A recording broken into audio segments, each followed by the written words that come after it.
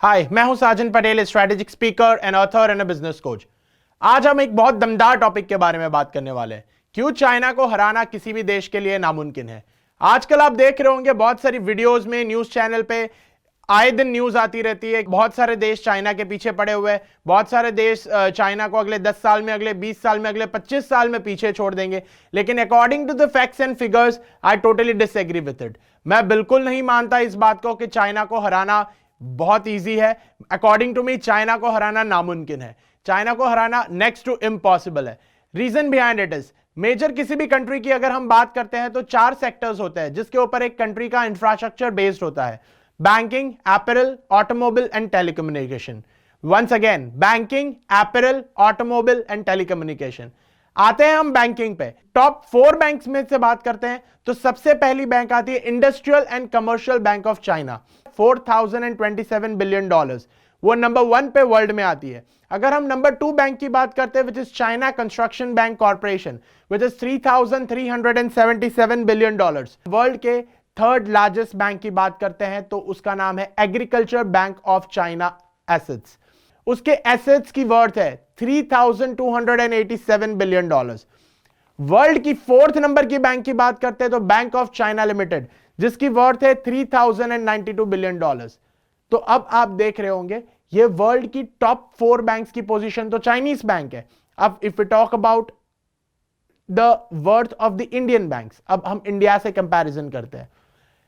HDFC Bank, Bank of Baroda, ICICI Bank, IndusInd Bank, State Bank of India, Punjab National Bank, Axis Bank, Yes Bank, Kotak Bank, Bank of India, ये सारी की सारी banks को मिला के इनकी वर्थ है $1339 बिलियन। जो चाइना की टॉप नंबर 1 बैंक है industrial and commerce bank of China का हाफ भी नहीं है। इट इज 60%, नॉट इवन 40%, 40% तक नहीं है इसका worth. So if you talk about, once again I will repeat, HDFC Bank, Bank of Baroda, ICICI Bank, IndusInd Bank, State Bank of India, Punjab National Bank, Axis Bank, Yes Bank, Kotak Bank, Bank of India, इन सारों की worth मिला के $1339 billion है, which is not even 1/2 of the Bank of China. So अगर हम बहुत सारी बैंक से, अभी इंडिया की कोई भी बैंक टॉप 10 बैंक्स में नहीं आती वर्ल्ड में। So if I talk about the top 4 banks, India की सारी बैंक्स को बीट कर देती है। जो पहला इंफ्रास्ट्रक्चर होता है वो बैंकिंग होता है, दूसरा इंफ्रास्ट्रक्चर इज अपैरल्स। सो अब कौन से ब्रांड को हम इंपोर्टेड कहते हैं आज की डेट में? If we talk about India, हम भारत को लेके चलते हैं और उसके बारे में बताते हैं, उसमें जो ब्रांड्स प्रिवेल करती है इंडिया में उसकी बात करते हैं। ये सारी इंपोर्टेड ब्रांड्स हैं: Jockey, Coach, Fossil, Montblanc, Prada, Tumi, लैकॉर्ट्स, कोहैन, लुई विटन। ये सारी कहने के लिए इंपोर्टेड ब्रांड्स हैं, but according to the data, all these brands are produced by Sitoy Group Holdings Private Limited, which is a Chinese undertaking. एक Chinese company है सितॉय ग्रुप होल्डिंग्स प्राइवेट लिमिटेड। ये सारी ब्रांड्स का मैन्युफैक्चरिंग चाइना में होता है। If you move further, by birth Chinese products, बहुत सारे प्रोडक्ट्स है जो बाय बर्थ चाइनीज प्रोडक्ट्स बोला जाता है, जिनका 200% मैन्युफैक्चरिंग चाइना में होता है। Swarovski, the branding is of Austria, Michael Kors America, Cartier France, Barbari की बात करें तो हम इंग्लैंड की ब्रांड है, एडिडास की बात करें तो जर्मनी, नाइकी की बात करें तो अमेरिका, रेबन की बात करें तो अमेरिका, लेवाइस की बात करें तो once again it's an American apparel brand, DNG की बात करें तो once again an Italy based brand. So all this brands are origin from different countries, but their birth is in China. 100% manufacturing of these brands are done in China. If we move further, banking की बात कर ली है हमने apparels की बात कर ली है। Now we come on to automobiles. अब हम थर्ड पिलर की बात करते हैं, ऑटोमोबाइल। बहुत सारी ऑटोमोबाइल ब्रांड्स की बात करेंगे आज हम। Harley Davidson being manufactured by Qjiang, BMW manufactured by Brilliance, Land Rover manufactured by Chery. If you talk about the Volvo manufactured by Geely. ये सारी Qjiang हो गई, Brilliance हो गई, Chery हो गई, Geely हो गई, all these companies are Chinese undertaking firms. If we talk about GAC group जो है, जो Honda, Mitsubishi और Toyota का प्रोडक्शन करता है. If we talk about the Changan group, Suzuki, Ford and Mazda का प्रोडक्शन Changan group करता है. All over the world जितनी भी Suzuki, Ford की और Mazda की गाड़ी जाती है, that is being manufactured by Changan. If we talk about the Ford group produces Audi and Volkswagen. Fog group once again is a Chinese organization, once again is a Chinese manufacturing organization जो Audi and Volkswagen का worldwide production manufacturing करते हैं. If we talk about Nissan, Honda, Renault and Kia is manufactured by Dongfeng Motor Corporation. Once again, this is a Chinese organization, Chinese undertaking company. If we talk about Skoda, Chevrolet, Volkswagen, SEAT Motors. SEAT Motors is once again a Chinese undertaking which produces Skoda, Chevrolet and Volkswagen. अब हम बात करते हैं Beijing Benz Automotive Company Limited. S class को छोड़ के जितने भी मर्सिडीज है that has been manufactured by Beijing Benz Automotive Company Limited. Once again it's an Chinese undertaking organisation. So हमने ये 3 पिलर्स के बारे में बात करें और 3 पिलर्स को किसी भी कंट्री के मेन पिलर्स माने जाते हैं. ये 4 पिलर्स है which is the last pillar which we are going to come is telecommunication. But पहले जिन 3 पिलर्स की हम बात कर चुके हैं वो किसी भी कंट्री को मेन होल्ड करते हैं और I guess 70% of the production and manufacturing of these 3 pillars is being done by Chinese companies.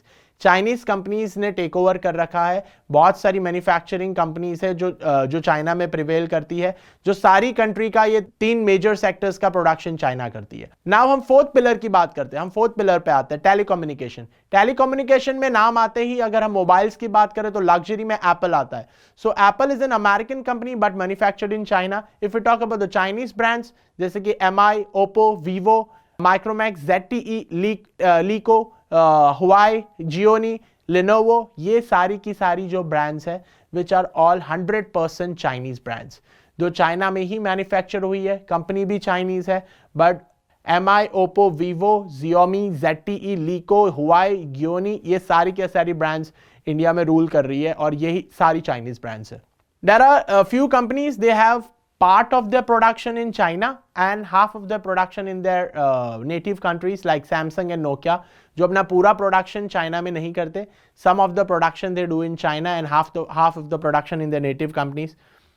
अब आ जाते हैं हम होम अप्लायंसेस पे. इलेक्ट्रॉनिक्स के अंदर ही हम होम अप्लायंसेस की बात करें तो बहुत सारी ब्रांड्स है जैसे कि LG, Bose, Panasonic, Videocon, Sansui, Haier, Micromax, Bosch, Havells, ये सारी के सारी ब्रांड्स भी मैन्युफैक्चर्ड चाइना में होती है. All this brands are manufactured in China. अब ये सारी चीजें जानने के बाद हम ये सोचने पे मजबूर हो जाता है कि प्रोडक्शन चाइना में क्यों होता है. So think as if you are a businessman. अगर आप बिजनेस करते हैं तो सबसे पहला आपका रोल क्या होता है? You will think of cost cutting and cost of production. आप अपना कॉस्ट ऑफ प्रोडक्शन लो लाना की प्लान करेंगे कि आपका कॉस्ट ऑफ प्रोडक्शन नीचे आना चाहिए. सबसे मेजर इंफ्रास्ट्रक्चर चाइना प्रोवाइड करता है कंपनीज को. अगर कोई फॉरेन कंट्री अगर कोई foreign company wants to go and set up there plant in China, so China has pre made plan. वो प्लांट पहले से ही बना हुआ है, उसको कोई पैसा खर्च करने की जरूरत नहीं है. बहुत सारी फैसिलिटी चाइना देती है किसी भी फॉरेन कंपनी को अपनी कंट्री में एंटर करने के लिए. सबसे इंपॉर्टेंट बात हम करते हैं पावर अवेलेबिलिटी की. अगर इंडिया की बात करें हम तो 1547 टेट्रावाट पर आवर की बात करते हैं जो इलेक्ट्रिसिटी प्रोडक्शन करता है इंडिया. चाइना की बात करें तो चाइना करता है 5322 टेट्रावाट पर आवर. सो ये टेट्रावाट पर आवर क्या है?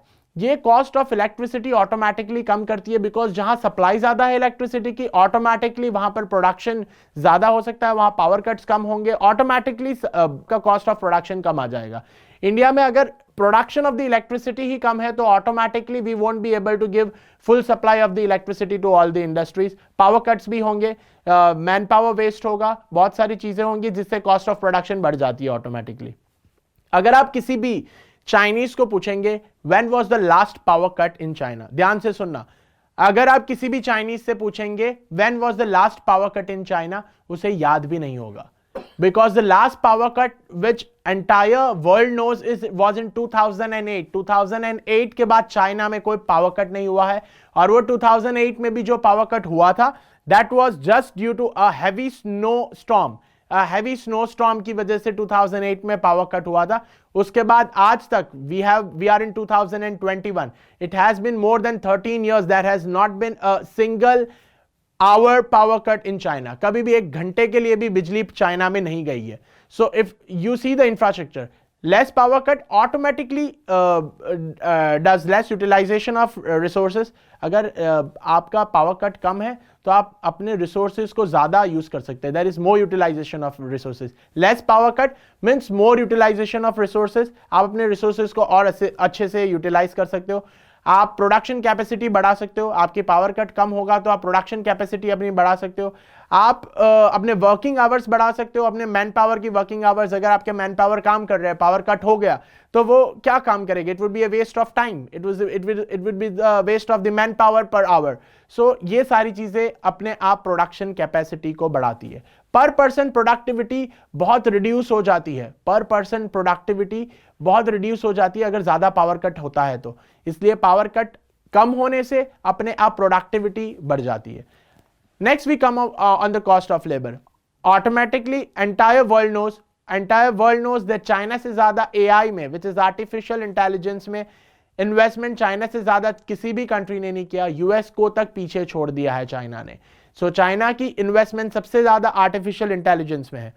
If we talk about India, so India में मैनुअल लेबर में बिलीव किया जाता है, मैनुअल लेबर में बिलीव किया जाता है। उससे क्या होता है, बहुत सारे हाइंड्रेंसेस आते हैं। बट आर्टिफिशियल इंटेलिजेंस की अगर हम बात करें तो automatically artificial intelligence gives an leverage, वो ऑटोमेटिकली अपने प्रोडक्शन कॉस्ट ऑफ प्रोडक्शन को नीचे लाने में बहुत मदद करता है। कॉस्ट ऑफ लेबर के बाद अगर हम आते हैं कॉस्ट ऑफ ट्रांसपोर्टेशन पे, जो एक प्रोडक्ट की कॉस्ट बहुत हाई कर देता है। जैसे कि अगर आपकी कंपनी में एक मैन्युफैक्चरिंग कॉस्ट एक प्रोडक्ट की आती है 50 रुपीज, बाहर निकल के वो 60 रुपीज हो जाती है। लेकिन अगर वो किसी स्टेट में ट्रांसपोर्ट करना है, किसी कंट्री में भेजना है, किसी रीजन में, किसी डिफरेंट सिटी में, किसी आइलैंड पे, कहीं पे अगर आपने उसे ट्रांसपोर्ट करना है, तो transportation cost that matters a lot, which can increase your production cost by 150 to 200% even. 50 रुपए से वो 150 रुपए 200 रुपए तक वो प्रोडक्ट की कॉस्ट जा सकती है, just because the lack of improper transportation. तो अगर हम इंडिया की बात करते हैं, वाया रोड ट्रांसपोर्ट होता है। अगर हम इंडिया में कोई प्रोडक्शन करते हैं एक सिटी से दूसरी सिटी में, या एक स्टेट से दूसरे स्टेट में, अगर दिल्ली से अगर हमने कश्मीर भेजना है, या दिल्ली से हमने कहीं पे भी, if you talk about Calcutta भेजना है, the challenges which Indian transport face is poor roads, hilly regions, breakdowns, weather conditions, accidents, low volume. ये सारी चीजें जब हमारा प्रोडक्ट एक स्टेट से दूसरे स्टेट में जाता है तो हम फेस करते हैं। बहुत बार हाईवेज पे देखा होगा आपने, fully loaded trucks are broke down, fully loaded trucks are broken down. वो आप देखा होगा कि बहुत सारा प्रोडक्ट, बहुत सारा माल सामान की थेफ्ट की थ्रेट रहता है, बहुत सारी चीजें रहती है जब बाय रोड प्रोडक्ट हमारा जाता है बहुत। सो if you talk about, so when you do your production in China और एनी कंट्री, अगर आप किसी भी कंट्री में अपना प्रोडक्शन करते हैं तो आपका जो सामान है, आपका जो मैन्युफैक्चरिंग गुड्स है, दैट कम्स थ्रू शिप से आते हैं। उसमें कोई एक्सीडेंट्स का वो नहीं होता, बहुत लो प्रोबेबिलिटी होती है एक्सीडेंट्स होने की। स्विफ्ट एंड ऑर्गेनाइज्ड, आपका प्रोडक्ट कभी डैमेज होने की बहुत प्रोबेबिलिटी कम रहती है उसमें। Fragile, less damage chances. Insurance होता है आपके गुड्स का, कि आप इंश्योर्ड गुड्स कर सकते हैं, कि आप अपना शिप से गुड्स आ रहे हैं तो एक एक गुड आपका, एक आपका manufacturing product insured. Huge volume में आप बेच सकते हैं। अगर आपने कहीं टन का सामान भेजना है तो आपने, फॉर एग्जांपल, अगर आपने 20 कंटेनर्स भेजने, तो 20 कंटेनर्स आप एक ट्रक में नहीं भेज सकते, but you can send 200 to 500 containers in a single ship. So scalability आ जाती है automatically, so which brings your cost of production down. Less man power risk. Man power risk का मतलब ये हो गया कि अगर ट्रक ड्राइवर का एक्सीडेंट हो गया तो he can be at risk. यहाँ ऐसा कुछ नहीं है, शिप से अगर आपका प्रोडक्ट जा रहा है कहीं पे तो automatically less man power risk हो जाता है। So automatically whenever you transport anything from the different country via ship, it is a safe mode of transport at this point of time. तीसरी चीज जो आती है, जब इंडिया में अगर कोई कंपनी एंटर करना चाहे या कोई अपना नया बिजनेस स्टार्ट करना चाहे, so that is bureaucracy. One window clearance नहीं है, बहुत सारा एक्सटॉर्शन है, करप्शन है, एम्बेजलमेंट है, बहुत सारी चीजें हैं जो जिससे कोई इंडिया में एंटर नहीं करना चाहता। कुछ एग्जाम्पल्स पे बात करते हैं। Vijay Mallya case, 9,000 crore scam. Colgate scam, which is said as the coal allocation scam, 1,86,000 crore, 1,86,000 crore का स्कैम था। हवाला स्कैम, $18 मिलियन का स्कैम था। 2G spectrum scam, 1,76,000 crore. 2G spectrum का स्कैम था, उसका वर्थ था 1,76,000 करोड़ का स्कैम था ये। कॉमनवेल्थ गेम स्कैम की बात करें 70,000 करोड़ का scam. Augusta Westland chopper scam की बात करें तो 3600 crore scam. Nirav Modi, the recent Nirav Modi PNB bank fraud case 11,400 crore. Satyam scam की बात करें तो 14,000 करोड़, 14,000 करोड़ की बात कर रहे हैं। It is a big amount. So जब ये स्कैम्स की न्यूज जब वर्ल्ड वाइड जाती है तो the global investors are feared coming in India. They are not secure in India. So ideally कोई countries जो foreign countries, foreign companies, foreign brands don't want to come in India and start their manufacturing house or their production house because Indian economy is mostly based on government. वहाँ कोई particular system नहीं है। जैसे कि अगर China में जाते हो तो वहाँ बहुत ह्यूज स्केल पे मैन्युफैक्चरिंग होती है, वहाँ वन विंडो क्लियरेंस है, you need not take licences, के लिए एक प्रॉपर सिस्टम बनाया गया है। You don't have to pay anyone anything. The scale and volume of manufacturing is very high in China, जो अपने आप प्रोडक्शन कॉस्ट को लो लेके आ जाती है। प्रोडक्ट लाइन ऑलरेडी सेटअप होती है, कोई सेटअप कॉस्ट नहीं होती है किसी ब्रांड को या किसी कंपनी को जाने में वहां पर। सो ऑटोमेटिकली वो बहुत you can say business friendly country है।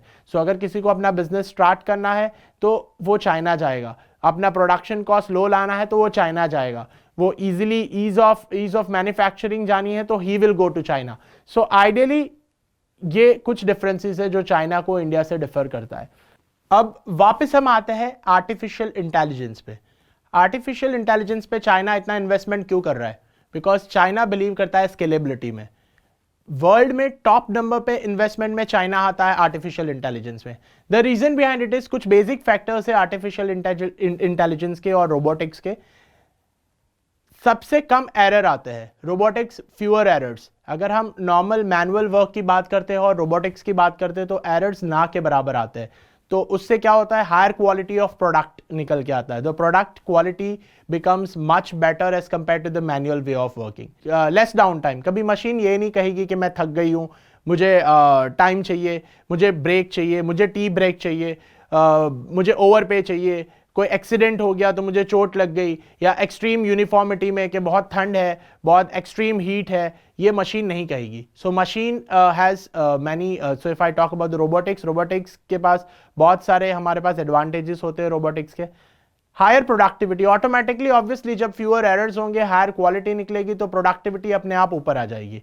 लेस स्पेस यूटिलाइजेशन, स्पेस बहुत कम लेगा। मशीन को आप एक जगह पर फिक्स कर दोगे, रोबोट को एक जगह फिक्स कर दोगे, वो उसी टाइमलाइन पे उसी जगह पर काम करता रहेगा। मोर एनर्जी एफिशिएंट, जैसे मैंने बताया कभी मशीन थकेगी नहीं। इंप्रूव सिक्योरिटी एंड कंट्रोल, कभी मशीन कोई चोरी नहीं करेगी, कभी किसी चीज को मिसप्लेस नहीं होगी मशीन से। Reduction in pick pack and ship, pick pack and ship का मतलब ये होगा since the manufacturing of the product till the packing and shipping of the product तक सारी चीज रोबोटिक्स पे निर्भर है चाइना में। So if we talk about robotics and artificial intelligence, many countries are investing. America, China, all these are investing in robotics, artificial intelligence में maximum investment हो रही है। चाइना का सबसे बड़ा हथियार जो वो पूरी दुनिया को हरा सकता है। इस वीडियो को हम नेक्स्ट पार्ट में कंटिन्यू करेंगे। Do share, like and subscribe our channel for more such videos. I'll soon come with more such videos.